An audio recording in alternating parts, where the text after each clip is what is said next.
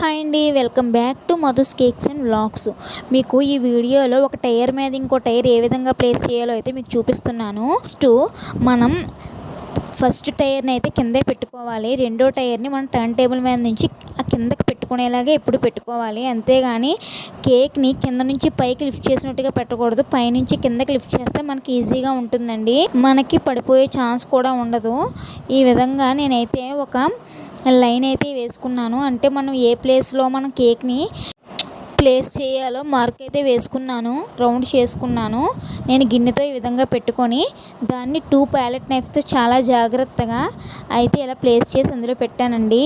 ఇంతకంటే ముందు వీటిని ఐసింగ్ చేసిన వెంటనే ఎలా కాదన్నా 3 అవర్స్ అయినా ఫ్రిడ్జ్లో అయితే బాగా కూలింగ్ అయ్యి సెట్ అవ్వాలండి. అప్పుడే మనం ఈజీగా ప్లేస్ చేయొచ్చు.